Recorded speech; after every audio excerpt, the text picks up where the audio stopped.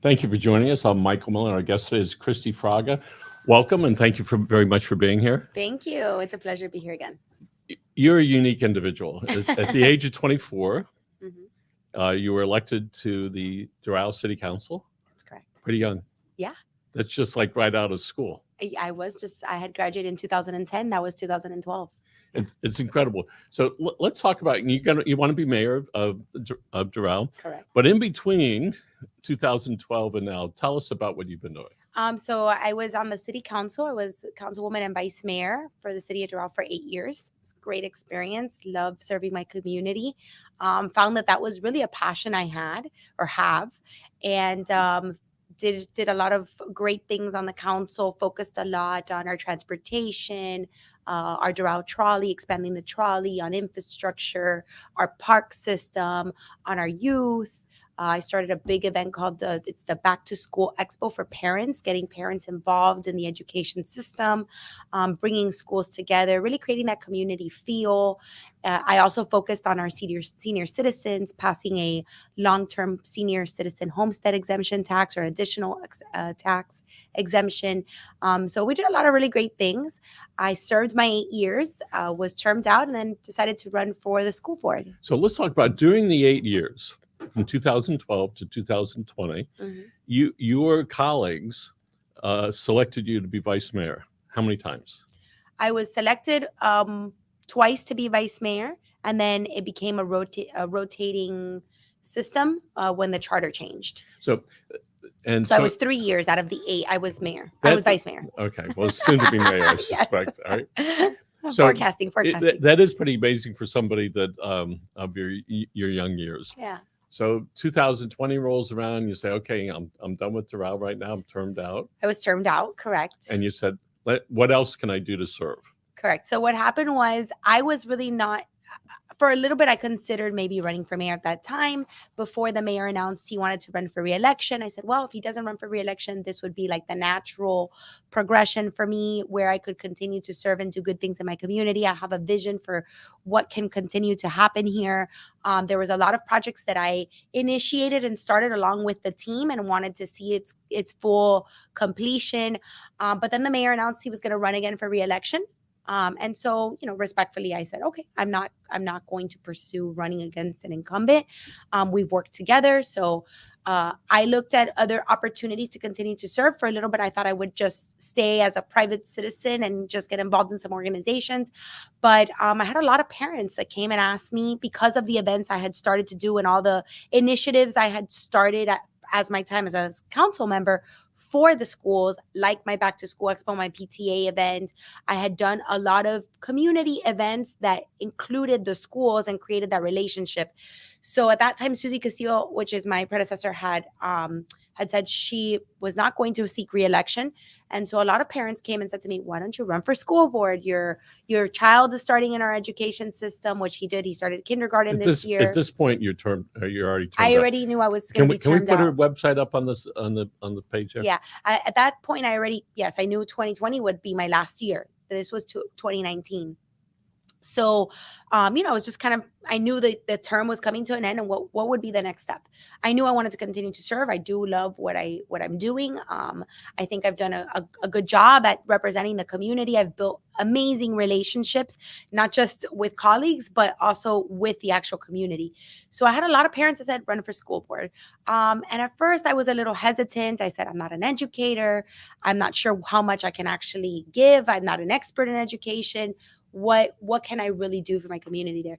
And when I started to explore the opportunities and possibilities, being a representative of the schools, of the school district with a different perspective and look or looking at it from a different point of view as a parent, I thought, wow, this is a great opportunity. And so I did it. I went ahead and I said, okay, I'm gonna do it. And if the citizens elect me, then I will do it with the best of my intentions and everything that I have. School board, that's District 5. District 5. And how many people live in District 5? Oh, geez. I want to say we're maybe a little over 450,000. Okay. I'm not sure the exact So size of Doral the district. currently is around 50, No, 52. no, we're at almost 80. We're like What in the 77,000. last couple of years, it's blossomed. Crazy, right? Yeah. It's unbelievable. It is. I Yeah. remember when. But that's the projections we had from way back when. I remember coming in 2012, and when we looked at the projections 10, 15 years, we're right on track of where it was projected to be at.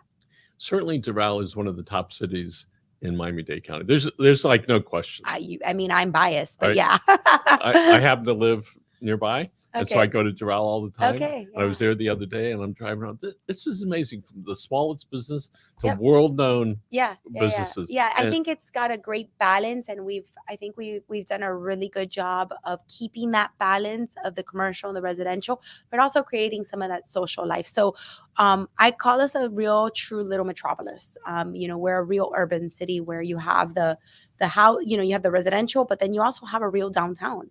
So we were, I think, at City Place. I think that was one. We were eating downstairs on the sidewalk, if you will. Yeah. And there was a building next door, and they had a QR code up on the 5th or 6th floor. Okay. Sure enough, I took my phone out And you got it? and I got it. Wow. And I'm going, it was a Impressive. beer commercial. I went, Oh, wow. this is incredible that you can sit there and you can watch all this activities from the young people to the Yeah. older people walking around and having a really good time. And that was really always the idea. And Doral is such a dynamic city. That's always the word I use for it. It's in a constant evolution. And I think that we have to embrace that and really learn to face our challenges. We're a multicultural, generational community. And so those are the things we can't lose, and what I would be, fighting to make sure we keep as a community. And there are lots of healthcare facilities there, including all the big players in the hospital and medical Yeah. arena. And But that's recently, because ever since Jackson came and said we're putting our foot down here, everybody decided that they wanted a piece of Doral. And we always had the urgent cares. Baptist has always been a great community partner in the community. Kendall Regional as well, Palmetto, but we never really had a real establishment, an urgent care, or a hospital, or what we have now, which are ambulatory centers. And what Jackson has done is amazing. I don't know if you know the backstory of Jackson and how they came to Doral. So it was probably, 2015, I think it was. And I got a phone call at the time from someone at Jackson saying, listen, we're thinking of expanding west. Can you help us identify a site in Doral? So I ran downstairs to my zoning director and I said, help me look for a site for Jackson. And he was so excited. And so we identified the site where they currently have, and called Migoya and I said, I found you a site, and I think that this would be a great home for you all. And that's how it happened. And he actually mentioned that story when we did the groundbreaking. He recognized that if it wasn't for the work that I had put in to help, we wouldn't have that site there. So 30 years ago, it used to be Radio Shack, and then it was 4A, I think. Yeah, 4A, right? yeah. And excuse me, that parking lot was so huge, you could do like 60 miles an hour before you got to the front door. And it's really quite the facility. Isn't it beautiful? And people are very proud of it. So my hats off to you and to the city for making that happen. Yeah, we're very fortunate, and we're very grateful for the donation that was made by the Jose Milton Foundation, because I just think it gave it that extra look that it needed to fit the community of Doral. And when people volunteer their time, their energy, and their money, it matters to a whole lot of people. It does. Because it sets the example for everybody young. Who is that? Why did they do that? And as soon as you start asking that, you start feeling it inside about what it's like to give. So here we are. The election is in November. It right? is. Yes, it is. So it's only a few short months away. On your website, to me, it feels like tomorrow. Yes. On your website, you have all the things that you say you pledged to work on. That's there are right. about 15 or 20 items on that. That's what I could fit, because my consultant told me it'd be too text heavy. So you mentioned some of them. What if should you be fortunate enough to be elected? What might be some of the things you'd like to really work on diligently for the first 6 months? I'll tell you, I have a plan for the first 100 days in office. One of the first things I would do coming in is I want to open up an information and resource center. No one really has this. I don't believe there's anybody in our community and in surrounding cities that have something like this. Our city, while it's beginning to be a little more established, it is very transient. We have a lot of immigrants.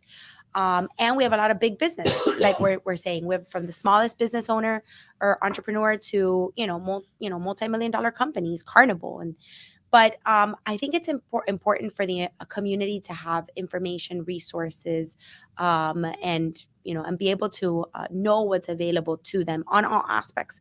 So my idea is to open up an office, 2-3 employees, some computers where you can come in and receive the information needed. It's not we're going to solve all your problems, but there is resources, organizations, agencies that we can work with to help people get the resources or orientation they need to be able to execute on whatever idea they may have. Now, that's for a business owner. Imagine an immigrant walking in to a city and doesn't know how to register their kids in school. By the way, this is a call I get all the time. We just got here. I don't know what I need. What school do I belong to? So it's basically a hub information center where you can come if you're going to open up a business and you're not sure what zoning you need, what permits you need, almost like a checklist, a walkthrough. And I believe that there's a lot of great organizations in our community that can assist us on getting those resources to the community. I come from a health background, as I casually mentioned before, so I push for health care. So one of the things that people want is, what do we do with my child that's suffering that I don't have money to help to really pay for that? Yeah. We're elderly parents, right, that are getting more and more disabled by the moment. Correct. Where do we go? Yeah, Yes. absolutely. So you would come to this center and, for example, I would like to partner with the Department of Children and Families so that they could have office hours there, maybe once a month, twice a month, whatever they want, because we want them there to be able to assist the community. So I get a lot of calls from senior citizens that need food stamps. Same situation.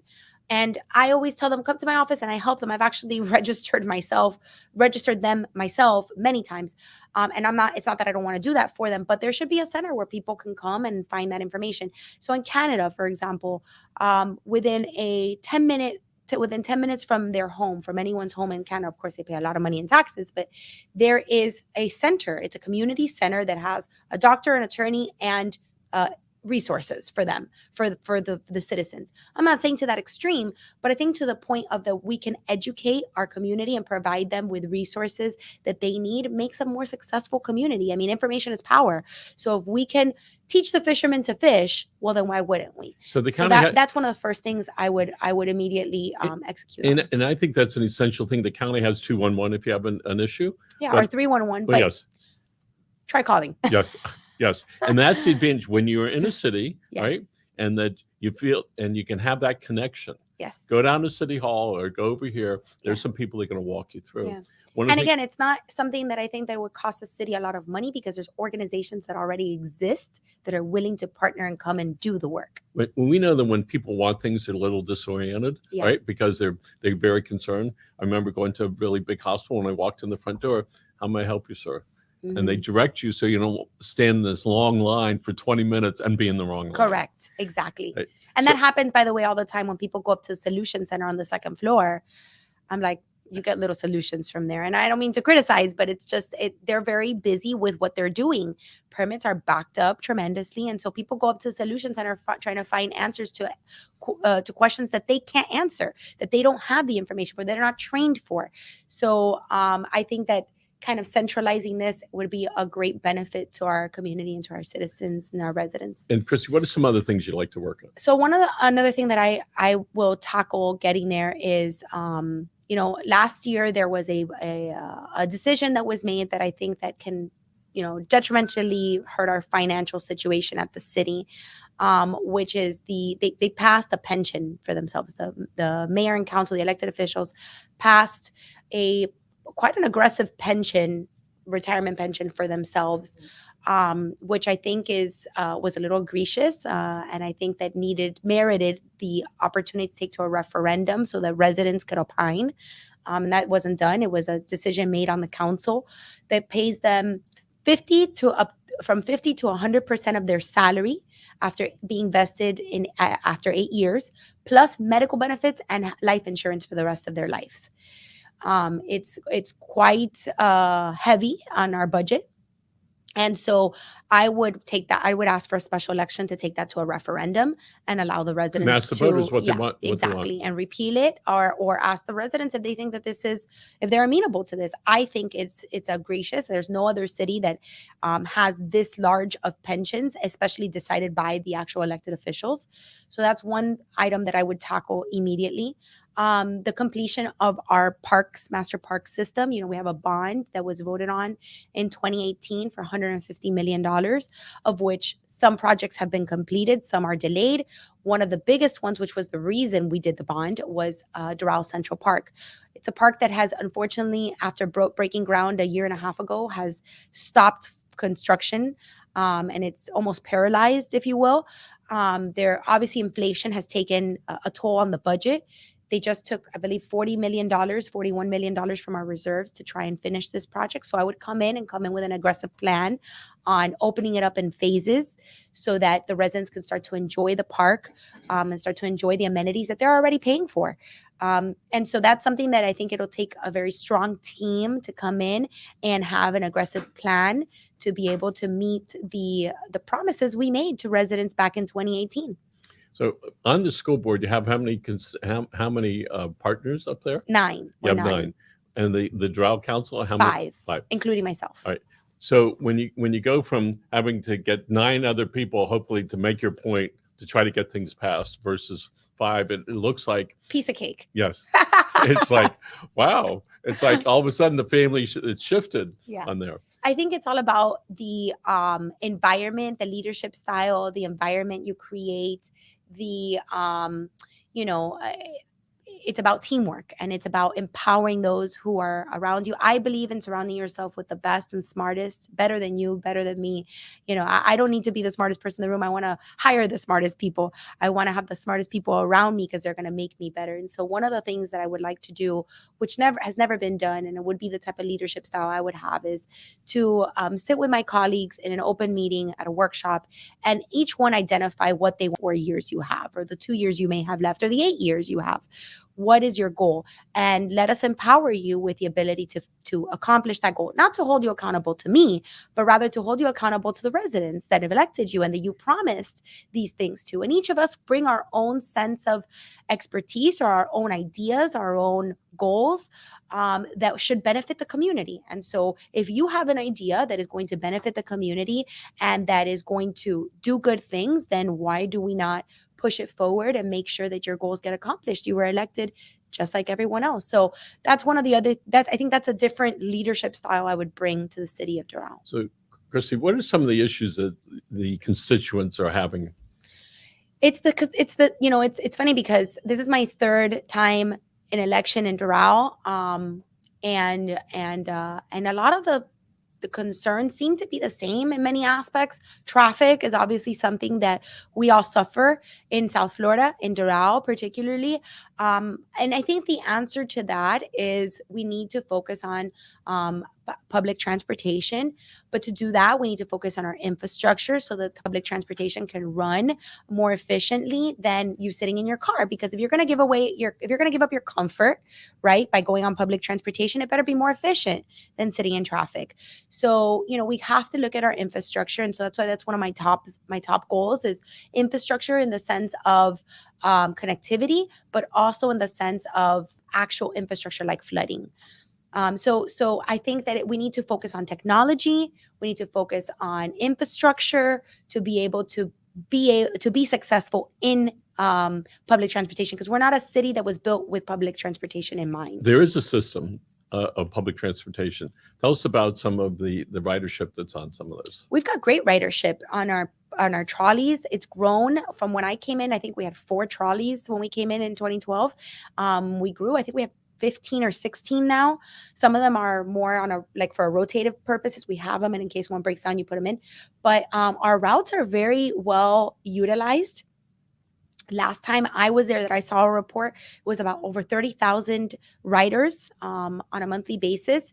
A lot of them students. One of my biggest projects was I worked with FIU to create the direct trolley route from FIU to Doral. It just makes sense. technically, because it's a free program, it's not supposed to leave the boundaries of our city.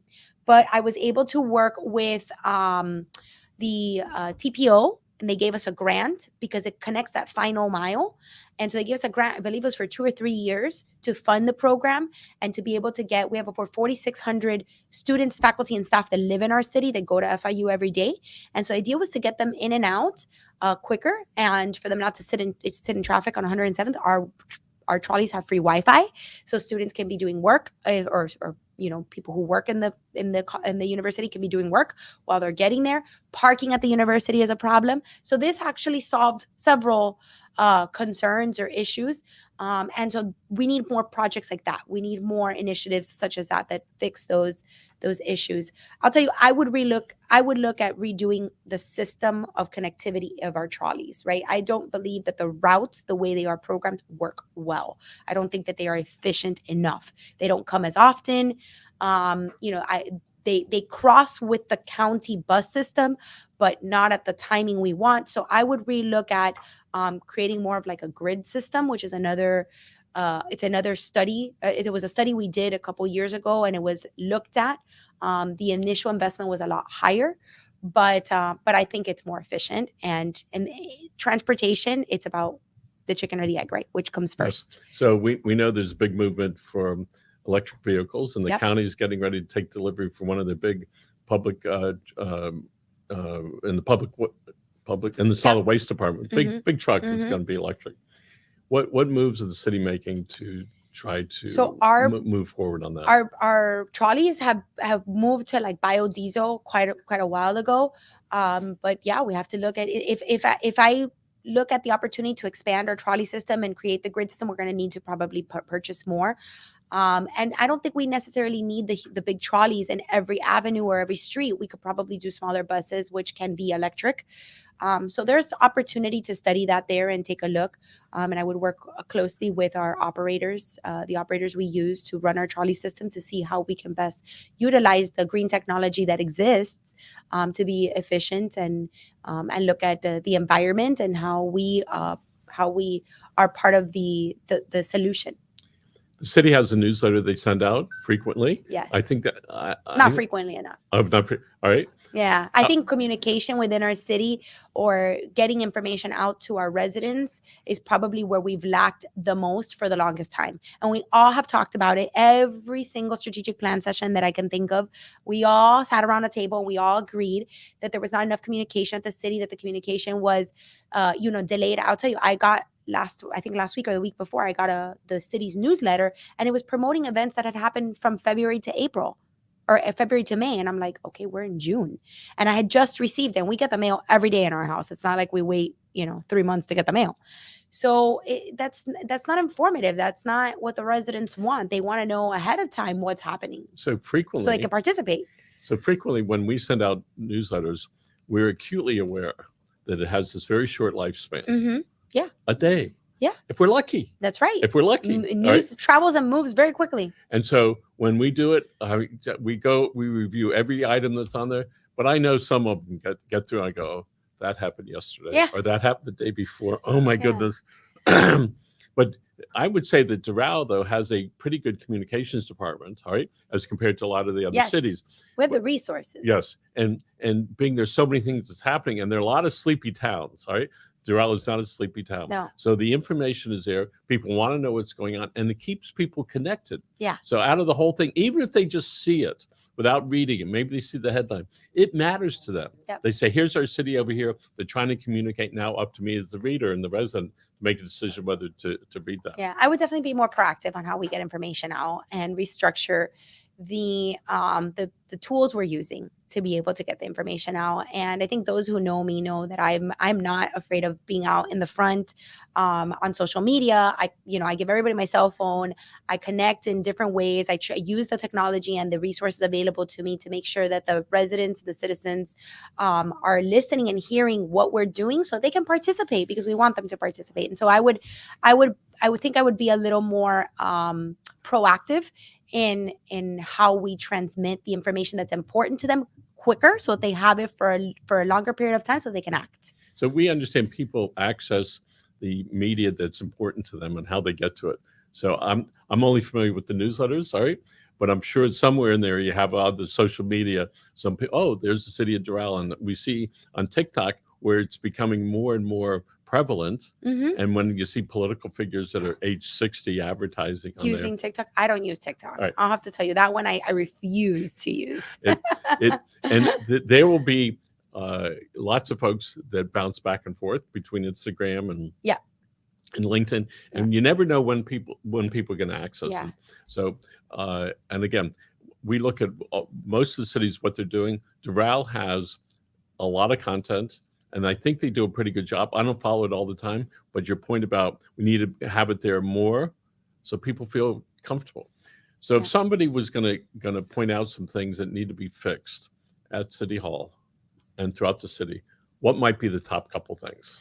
Our permitting department definitely right now, I would say, is that one of the top complaints I get. And it's funny because I don't even just get it from businesses anymore. I'm getting it from residents. I knock on doors and people are like, it's taken me 6 months to get a permit for my kitchen.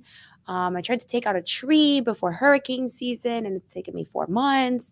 You know, it's almost like there's a sense of there's no willingness to help the residents, or there's just a lack of personnel. And people are frustrated about it. And again, I used to hear it just from businesses who are maybe doing a big project. And I know listen, I've built businesses my whole life in Doral and in other cities from the ground up. And so I know what it is to go into a building department with your plans and have an issue. And it's really not the city's fault. Maybe your architect or the contractor. There's a lot of people involved in those, in that, you know, in those projects. But when you're having a resident tell you they can't even take out a permit for an awning, or they're trying to pull like an owner contractor permit, right, where the owner is the representative, that's frustrating and it's concerning. And so I think that is something we have to look at immediately and find the solution. Obviously, we're competing against the private sector in many times, so we have to make sure that our salaries are competitive, that we're hiring the talent that we need, that our systems are in place, that they're communicating. It's not just the permitting department. It's got to connect with public works, with parks, with code compliance, with finance. Like these systems have to talk to each other so that they're efficient. So I would definitely take a look at the models we're using, at the systems we're using.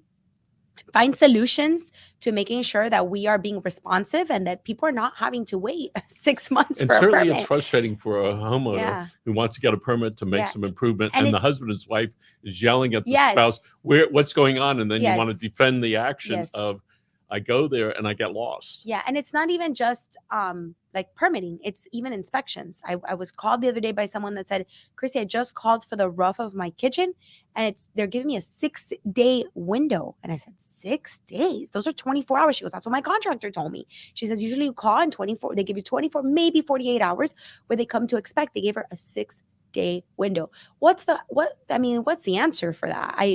I don't know. I don't know what's going on. I'm not in there right now, but definitely, you know, you're asking me one of the first things I would take a look at, or I think people would feel a direct impact with, and I believe it's the building department. How are we going to go and attract large companies to come to Doral if we want to talk about the economic development? Attract them to come to Doral to provide the jobs that many in our community need and are looking for, right? The higher paying jobs, so that, you know, because we know the inflation and the housing crisis, we need higher paying jobs so that people can take on these jobs. How are we going to attract those businesses if they come and it's going to take them a year to open? That's not going to work. Yes. So we have to fix that. And I think, you know, I have a lot of great background in the sense that I was a municipal for the 8 years, learned a lot. I come from an administrative background myself. I've opened, owned, and sold my own businesses. And I've also now been at the school board, which there's no larger bureaucratic system than that. What's the budget for the school board? It's right now it's $7 billion because that's a B. That's a B. That would be a B. Yes, $7 billion, and that's because we also have the ESSER funds that we're expending for the next couple years. So, but normally it's about a $5 billion budget. But yeah, so we have a big budget there that we use to when run you were the school elected in system. 2020, to the school board, that's a 4-year term. Mm-hmm. Rare is it that somebody leaves one office, all right, especially about halfway through, all right, to go back to the place that they love. Yeah. So what was that? What was that decision? Yeah, here it was very tough and it still pulls on my heartstrings. I actually just turned in my resignation letter this week and I cried a little bit because internally and just physically, because I've loved what I've been able to do. I didn't think I was going to love it as much as I've loved it. And so it was hard. It was like I had a couple of months there where I was like, do I do it? Do I not do it? Talking to my family. But I had, again, a lot of residents that came and asked me, Christi, you have to come back to Doral. There's no one who has your experience, and we believe your relationships with your relationship with the community to do what Doral needs for the next 8 years. And so that meant a lot to me too. And so it was really hard. And I spoke to a lot of people that I look up to and that have been mentors for me. And it took prayer to say, what's the right thing. And I'll tell you, even when I said, I don't think I'm going to go back to Doral, doors opened up that I was not pushing to open up, that fell into place. That it was like, okay, I hear you and I'm going to be obedient and I'm going to do this. And I love my community. I love my city. Really the end to all was that I looked at the opportunity of how many people I could help. In the school district, it's very singular, right? We have 30 seconds. Education is what we do at the school system. At the city level, municipal level, education is a big part of that. And I will continue to be a staunch advocate for our education system, but I can help so many more people and I can do so much more to impact this community. Well, we wish you lots of good luck with that. You're a dynamic individual. Thank and my you. hats off to you. Thank and you. to your Thank family. you for having me. All right. Your folks also. Yes. And your husband and your son. Thank you. So again, folks, Christi Fraga, she'd love to be your mayor of Doral. If you need to reach her, you can reach her everywhere. On my website, social media, I answer all my DMs and everything myself. A couple people have called me now. I will call them back in a couple minutes. So Okay. Of course, always accessible to our community. Christi Fraga, thank you so Thank you much. so much, Mr. Great Miller. handshake, folks. Thanks for joining us again. This is Live with Miami Community News. Have a great day.